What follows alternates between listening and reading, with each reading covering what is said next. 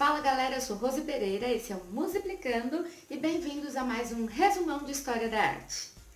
Hoje eu quero falar com vocês rapidamente sobre a história da arte mesopotâmica e também egípcia, tá? Então bora lá? Roda a vinheta.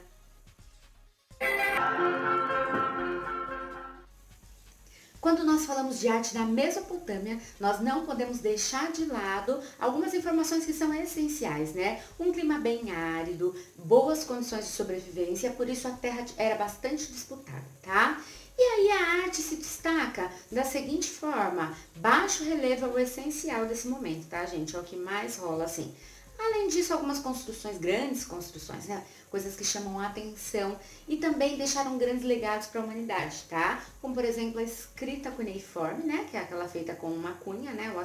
Um acessório que eles usavam. E também, gente, algumas já bases do direito, tá? Então, nós vamos ver agora os 4 povos que constituíram a arte no período da Mesopotâmia. Bora lá? E o primeiro povo que se destacou dentre a arte mesopotâmica são os sumérios, tá? Então, os sumérios, eles desenvolveram bastante estatuetas. Na verdade, essas estatuetas, elas tinham ligação religiosa também, mas também servia para fixar os traços dos governantes, tá? E elas também, esse povo, ele representava o seu poder através do tamanho da barba e do turbante que eles usavam na cabeça. Sem contar que na arquitetura, os zigurates foram o que reinou no momento, tá, gente?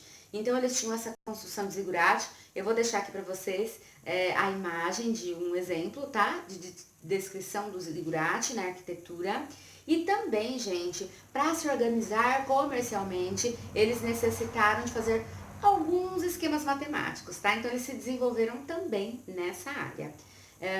Os camponeses menos poderosos financeiramente, eles pegavam empréstimos também dos melhores, das pessoas com melhores condições financeiras, tá? Então, todo esse desenvolvimento da matemática é para ajudar nesse sentido também, tá, gente? A questão de técnicas de hidráulica, já que era uma região próxima aos rios, então quando chovia tinham os momentos de cheia, né? E aí eles tinham que dar um jeito de liberar esse excesso de água.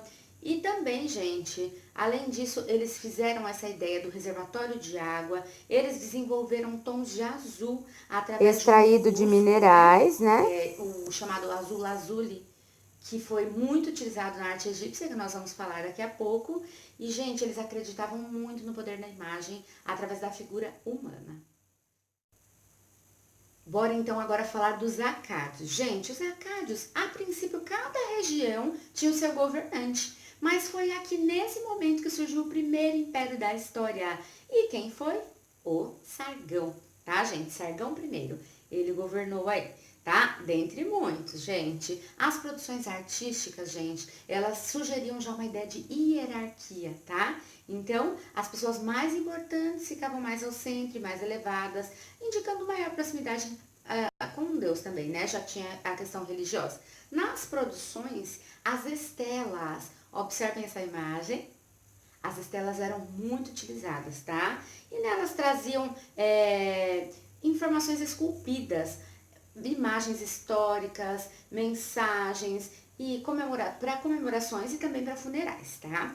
Além disso, gente, nesse momento eles criaram um selo, que era a marca registrada, tanto para nomear os bens de um certo imperador, né, de um certo governante, também para dar nome, né, como se fosse uma marca registrada às produções artísticas. Chegamos então à época dos babilônicos. Então, o que acontece? Foram os responsáveis pelo primeiro código, chamado Código de Hammurabi, e esse código, ele tinha cerca de 182 leis, e uma das mais conhecidas, né, essas leis eram escritas em estelas, tá, gente? Uma das mais conhecidas é aquela olho por olho, dente por dente, tá?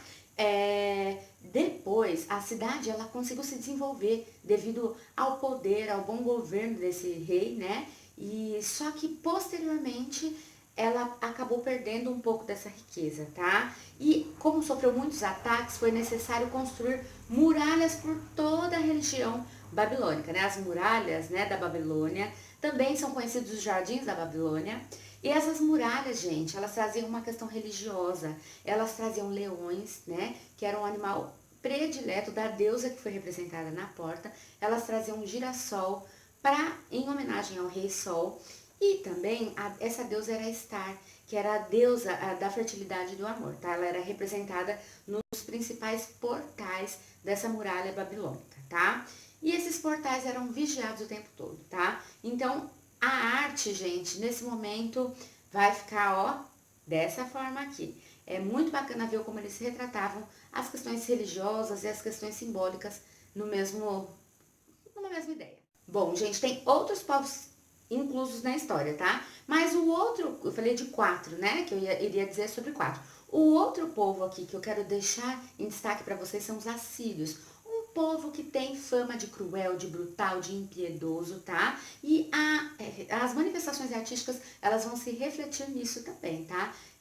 Demonstrar toda essa brutalidade, mas na verdade, através dessa brutalidade, eles conseguiram fazer várias conquistas territoriais, né, sob comando do rei Assur. Porém, posteriormente, eles sofreram muitos ataques e eles precisaram sitiar toda a cidade, tá, gente? Então, as produções, o uso da barba nas produções também é comum para mostrar essa imponência, esse poder.